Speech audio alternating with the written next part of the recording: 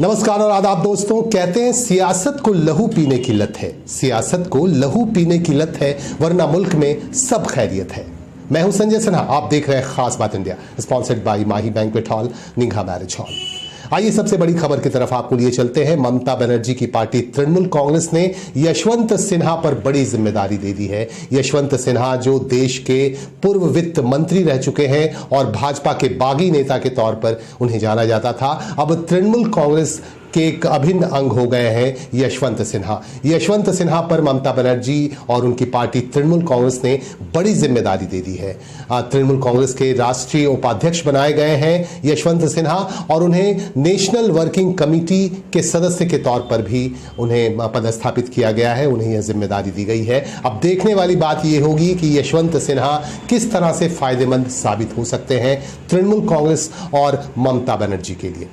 नंदीग्राम में चोटिल होने के बावजूद भी तृणमूल कांग्रेस की सुप्रीमो ममता बनर्जी लगातार जनसभाओं तक पहुंच रही हैं और व्हील चेयर पर सवार होकर भी कार्यक्रमों तक पहुंचने का उनका सिलसिला लगातार जारी है।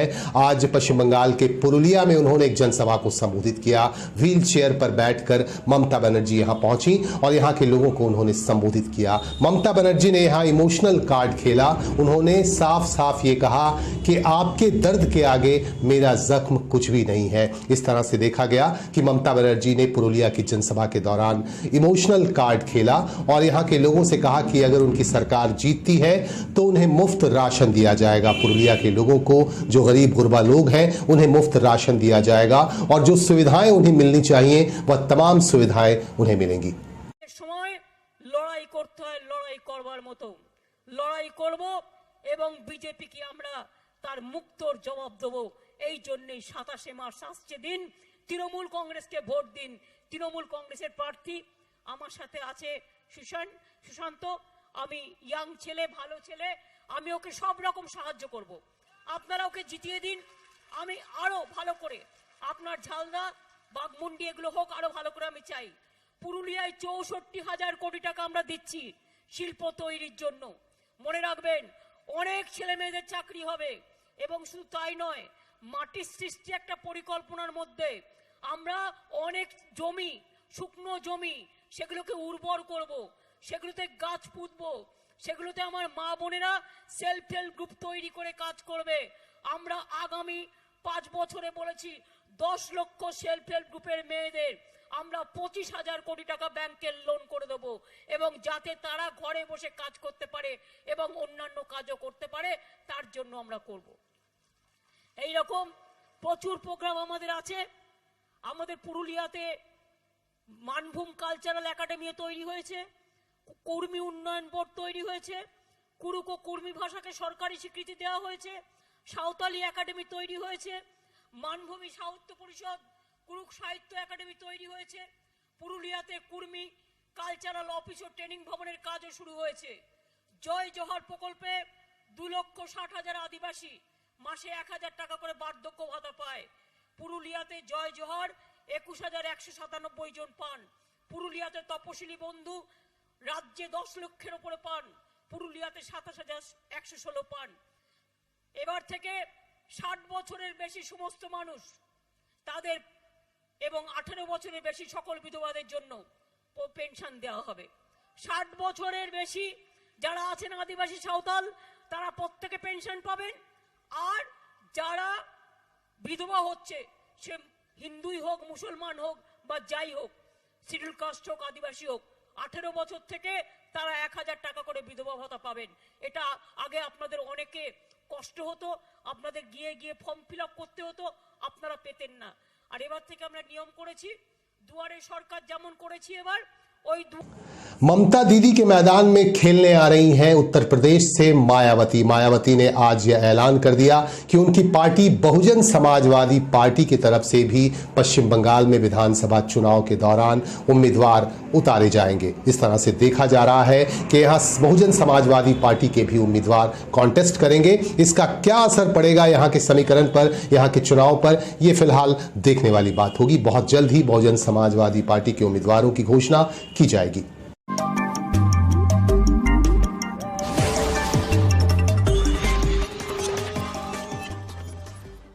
भारतीय जनता पार्टी की तरफ से भी लगातार निशाने साधे जा रहे हैं सत्तासीन पार्टी तृणमूल कांग्रेस पर और ममता बनर्जी पर। आज भारतीय जनता पार्टी के चाणक्य कहे जाने वाले अमित शाह भी यहां मौजूद थे बंगाल में, और बंगाल के बांकुड़ा और झाड़ग्राम में उन्होंने जनसभाओं को संबोधित किया। हालांकि बांकुड़ा के बाद जब झाड़ग्राम उन्हें जाना था तब उनका हेलीकॉप्टर खराब हो गया, जिसकी वजह से वह झाड़ग्राम नहीं पहुंच पाए और उन्होंने वर्चुअली झाड़ग्राम की जनसभा को संबोधित किया। उन्होंने सीधे सीधे तृणमूल कांग्रेस और ममता बनर्जी सरकार पर निशाना साधा। मेरे पहले अर्जुन मुंडा जी ने आदिवासियों के लिए नरेंद्र मोदी सरकार ने क्या क्या किया है और बंगाल सरकार किस प्रकार से आदिवासियों के अधिकारों में भी भ्रष्टाचार कर रही है, ये बताने का प्रयास किया है। मैं इतना ही बताना चाहता हूं कि बंगाल में 10 साल से तृणमूल कांग्रेस की सरकार ने बंगाल को पाताल तक नीचे ले जाने का काम किया है। हर चीज में भ्रष्टाचार, हर चीज में टोलबाजी, राजनीतिक हिंसा, घुसपैठ, तुष्टीकरण, हिंदुओं के और आदिवासियों के त्योहार मनाने के लिए हमें कोर्ट में जाना पड़े, इस प्रकार की स्थिति और मारपीट और गुंडागर्दी ने पूरे बंगाल के विकास को तहस नहस कर रख दिया है। नंदीग्राम में ममता बनर्जी और शुभेंदु अधिकारी आमने सामने हैं। टीएमसी सुप्रीमो ममता बनर्जी और दूसरी तरफ भाजपा की सीट से शुभेंदु अधिकारी चुनाव लड़ रहे हैं। शुभेंदु अधिकारी ने आज ममता बनर्जी पर एक गंभीर आरोप लगाते हुए चुनाव आयोग से शिकायत कर दी। शुभेंदु अधिकारी का कहना है कि ममता बनर्जी की तरफ से जो नामांकन दाखिल किया गया उसके हलफनामे में कई सारी जानकारियां छुपाई गई हैं।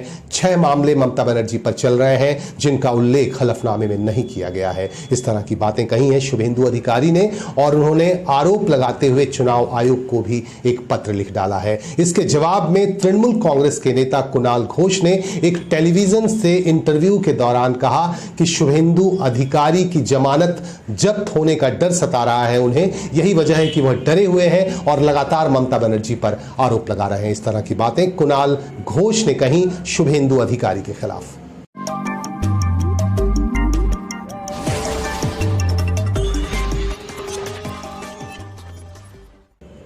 कुल्टी विधानसभा क्षेत्र के नियामतपुर में आज रक्तदान शिविर का आयोजन किया गया। महाशिवरात्रि मेला कमेटी की तरफ से यहां शिवरात्रि मैदान में रक्तदान शिविर लगाया गया, जिसमें लोगों ने स्वेच्छा से रक्तदान किए। इस मौके पर इलाके के गणमान्य लोग विशेष रूप से मौजूद थे। যোগাযোগ করে ব্লাড ডোনেশন ক্যাম্প করব। তার সাথে আর এক কথা বলি, আমরা রাজনৈতিকের সাথে সমাজসেবীও কাজ করি। এই করোনা টাইমে আমরা 35 দিন 150 লোকের বিকেলের আর দুপুরবেলার খাবারও ব্যবস্থা করেছিলাম। যেই সময় লোক বাড়ি থেকে বেরোচ্ছিলেন না, সেই সময় পুলিশ আর আমাদের মতনই কিছু সমাজসেবীরা যারা টোটোর মাধ্যম থেকে গ্রামে গ্রামে ওয়ার্ডে ওয়ার্ডে গিয়ে খাবারও ব্যবস্থা করেছি। আজকে এখানে এসে একটা জিনিস জানা গেল, এই মঞ্চের মাধ্যমে যারা এই মঞ্চকে শেয়ার করবে, যারা মঞ্চের সামনে বসে কথা শুনবেন, তাদের মধ্যে একটা জাগরণ, যাকে বলা হয় ব্লাডের নিয়ে জাগরণ, যেমনি আমরা করছি, জায়গা জায়গা ঘুরে বেড়াচ্ছি, পুজো পাঠ করছি, সেইভাবে ব্লাড যদি আমরা এই ক্যাম্পের মাধ্যমে যদি আসি, কথা শুনি, তো আমরাও ব্লাডের জন্য সব জায়গা একটা জাগরণ হবে। মানুষ প্রত্যেকটা জায়গা দিয়ে ছোট ছোট, যেমনি এখন একজন দিদি বলে গেলেন কি আমরা বিয়ে বাড়িতে, বার্থডেতে, সেলিব্রেশনে এইভাবে ব্লাড দিয়েছি, আমরাও আজ থেকে আমাদের ভাবে চেষ্টা করব কি আমরাও জায়গা জায়গায় ব্লাড ডোনেশন মাধ্যমে মানুষের সেবা করি। এটাই আমাদের কামনা থাকবে। এই বলে প্রণাম জানি রাখছি। ধন্যবাদ।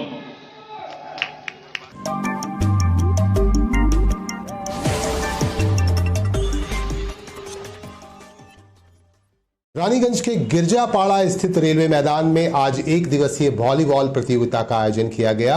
यहां प्रत्येक वर्ष इस प्रतियोगिता का आयोजन किया गया है। इस वर्ष भी समाज सेवी जीतू सिंह और रामाश्रय सिंह की याद में इस प्रतियोगिता का आयोजन किया गया है और दोनों समाज सेवियों को यहां श्रद्धांजलि अर्पित की गई और यहां खिलाड़ियों ने काफी जोश के साथ अपना प्रदर्शन किया और यहां विजेता टीम को 50,000 रुपए दिए गए, जबकि उप विजेता टीम को 30,000 रुपए दिए गए।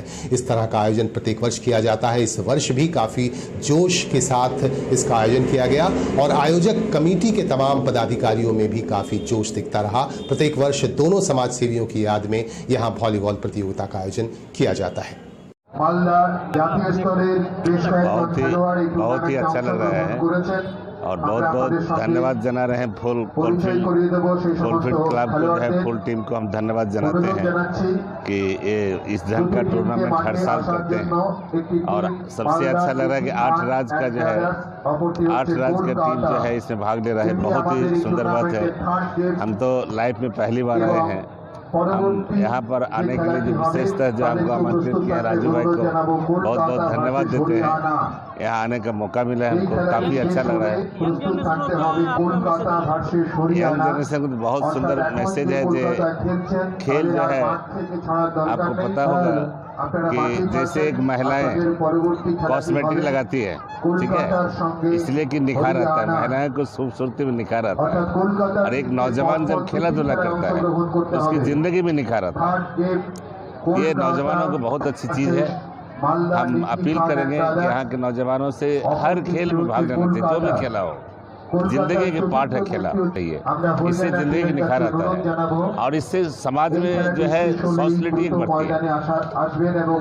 जामुड़िया में मार्क्सवादी कम्युनिस्ट पार्टी की उम्मीदवार ओइशी घोष लगातार प्रदर्शन कर रही हैं, लगातार लोगों से मुलाकात कर रही हैं और लोगों से मिलकर अपनी बातें उन तक पहुंचा रही हैं। आज जामुड़िया के इकड़ा इलाके में पहुंची ओइशी घोष और यहां पहुंचकर यहां विभिन्न कारखानों में काम करने वाले कर्मचारियों के साथ उन्होंने मुलाकात की और अपनी बातें रखी। उन्होंने कहा कि जामुड़िया का उन्नयन, जामुड़िया का विकास उनका लक्ष्य है और इसी वजह से वह चाहती हैं कि उन्हें वोट मिले, ज्यादा से ज्यादा वोट मिले और उन्हें जीत मिले ताकि वह जामुड़िया अंचल का विकास कर सकें। और यहाँ के जो कर्मचारी वर्ग के लोग हैं, यहाँ आम लोगों को भी उनका हक मिलना चाहिए, जामुड़िया के लोगों को उनका हक मिलना चाहिए। তৃণমূলের যে সরকার সে পারতো না একটা ইএসআই হাসপাতাল এখানে বানাতে? আপনাদের যে লোকাল ফান্ড গুলোকে ট্রান্সফার করে আসানসোল নিয়ে যাওয়া হচ্ছে, কেন তারা পারতো না যে লোকাল ফান্ডে এখানের মানুষের জন্য উন্নতি হোক? তারা বারবার সেই লোকাল ফান্ড ট্রান্সফার করে আসানসোল নিয়ে যাচ্ছে, কিন্তু জামুড়িয়া এখানে যে মানুষ যাদের খেটে খাওয়া রক্তে তাদের খেটে খাওয়া ঘাম ঝরিয়ে তারা এই জায়গাটাকে তৈরি করছে, তাদের জন্য কোনো উন্নতি হচ্ছে না। বারবার এই কারখানায় যে মানুষ বলছে যে তারা এখানে ঘাম ঝরিয়ে 30 महीने बाद आप लोगों का जो चुक्ति हो रहा है उसके बाद भी ये लोग पैसे जो बढ़ा हुआ है, आप लोगों का वृद्धि हुआ है, वो नहीं मिल रहा है, उसको रोका जा रहा है। तो ये लोग किसके पक्ष में है ये आप समझ लीजिए, आप लोगों के पक्ष में नहीं है। এরা আপনাদের সাথে দাঁড়িয়ে নেই, এরা ওই গুন্ডাদের সাথে দাঁড়িয়ে আছে যারা টাকা আপনাদের টাকাগুলো 1000 টাকা যা বৃদ্ধি হয়েছে সেগুলো ছিনিয়ে নিতে চায়। এরা চায় না সেটা আপনার অ্যাকাউন্টে যাক। এর আগে এটা প্রথমবার United forum of bank union की तरफ से 2 दिवसीय हड़ताल बुलाई गई है 15 और 16 मार्च को। आज पहले दिन की हड़ताल काफी कामयाब रही। बैंकों में कर्मचारी नहीं पहुंचे और बैंक में ताले लगे रहे, एटीएम में भी ताले लगे रहे। आपको बता दूं कि बैंकों के निजीकरण के खिलाफ यह आंदोलन चलाया गया है और 2 दिवसीय इस आंदोलन के दौरान तमाम बैंकों को बंद रखने की अपील की गई है। आज तमाम बैंक बंद रहे और बैंकों में कर्मचारी नहीं गए और कर्मचारियों ने आज आंदोलन में हिस्सा भी लिया। रानीगंज से हमारे पास खबर आ रही है। रानीगंज में मार्क्सवादी कम्युनिस्ट पार्टी की तरफ से बैंकों के निजीकरण के खिलाफ एक जुलूस भी निकाला गया और इस बंद का समर्थन किया गया। यहां के निवर्तमान विधायक रुनु दत्ता से हमारे प्रतिनिधि ने बात की। তার বিরুদ্ধে মানুষকে সচেতন করার জন্য আমরা আজকে রাস্তায় ছিলাম এবং ইতিমধ্যে ব্যাংক ধর্মঘট করেছে মাস দুয়েক। গোটা ভারতবর্ষে 2-3বার এই নীতির বিরুদ্ধে, বিজেপির নীতির বিরুদ্ধে ধর্মঘট করেছে, কিন্তু আমরা বুঝতে পারছি যে এই সরকার তার নীতি পরিবর্তনের জন্য কোনো ব্যবস্থা নিচ্ছে না, কোনো চিন্তা ভাবনা করছে না। আমরা অভিজ্ঞতা দিয়ে বুঝেছি যে যেমন দিল্লিতে কৃষকরা কৃষি আইনের বিরুদ্ধে বসে আছে, যদি আপোষ নীতি নাই তো আমরা ছাড়বো না, আমরা এখানে বসে থাকবো পরিবার নিয়ে। লক্ষ লক্ষ কৃষকরা রাস্তায় বসে আছে ছেলে মেয়ে নিয়ে। আমরা শ্রমিকরাও, সমস্ত শ্রমিক সে ইন্ডাস্ট্রিরই হোক, ব্যাংকের হোক, LICরই হোক, বিভিন্ন বাণিজ্য সংস্থাই হোক, আমরাও সেই রকম একটা লড়াই আমরা রাখতে চাইছি যে তুমি তোমার নীতি আপোস করো, নয়তো এই লড়াই ধারাবাহিক চলবে। তার পদক্ষেপ হিসেবে ব্যাংকে হচ্ছে আজকে গতকাল দুদিন ধর্মঘট ছিল, LIC হচ্ছে 17-18, GIC একদিন, LIC একদিন, এই ধর্মঘটে আছে। এরপর যদি না মানে, কারণ আমরা পরিষ্কার দেখছি এগুলো লস সংস্থা নয়, লাভজনক সংস্থা, প্রচুর টাকা হচ্ছে এরা গভর্নমেন্টকে দেয় এবং গভর্নমেন্ট সেই টাকা খাটিয়ে তার মুনাফা করে। সংস্থা আছে এবং তার সঙ্গে হচ্ছে ইন্ডাস্ট্রিগুলো আছে, সব একসঙ্গে লাগাতার ধর্মঘটের দিকে যাবে, আরও বড় লড়াই হবে। আমরা রোধ করছি, এমনকি বিজেপির বা RSSের কর্মচারীদেরও বলছি, যারা হচ্ছে জয় শ্রীরাম করছে, তাদেরও আমরা বলছি যে তোমরাও ভাবো, ইতিমধ্যে প্রায় 15 কোটি লোকের ওপর চাকরি চলে গেছে, নতুন কোনো কাজ নেই, নতুন কোনো শিল্প নেই, স্বাভাবিকভাবে একটা ভয়াবহ অবস্থা রয়েছে। জয় শ্রীরাম করলে পেট ভরবে না, পেট্রোল ডিজেলের দাম বাড়ছে, কোনো রকম সরকারের চেতবানি নেই, কোনো রকম চিন্তা নেই, ফলে যে আজকে এই ছোট ছোট লড়াইগুলো আসছে এবং কৃষক জায়গায় লাগাতার ধর্মঘট, যতদিন না তুমি এই নীতি পরিবর্তন করছো বলবে, এবং সমস্ত মানুষ সবাইকে হচ্ছে গালে থাপ্পড় মারছে, বোকা বানাচ্ছে, আর মুখে জয় শ্রীরাম করছে, রাম রাজত্বের কথা বলছে, এবং পাশাপাশি তৃণমূল সরকার কোনো রকম পদক্ষেপ নিচ্ছে না। এই যে রাষ্ট্রীয় সংস্থাগুলো, हमने आपको बताया था कि रानीगंज के रानी शायर इलाके की रहने वाली साबरा खातून के घर घुसकर कुछ लोगों ने उन पर और उनकी बेटियों पर हमला कर दिया, जिसमें उनकी बेटी नगमा बुरी तरह घायल हो गई और उनकी एक और बेटी शबनम को भी चोटें आई हैं। अस्पताल में दाखिल कराया गया दोनों बेटियों को, और इस मामले में साबरा खातून ने रानीगंज थाने में एक मामला भी दर्ज करवा दिया है। आपको बता दूं कि जमीन का ये विवाद चल रहा है और इसी विवाद के तहत हमला किया गया उनके परिवार के लोगों पर। उनके घर घुस आए सिराज मियां और फहीम, और उनके साथ उनके सहयोगी भी थे, और इन लोगों ने हमला कर दिया उन लोगों पर, और उनके परिवार के लोग बुरी तरह घायल भी हुए। उनकी बेटी विशेषकर नगमा बुरी तरह घायल हुई।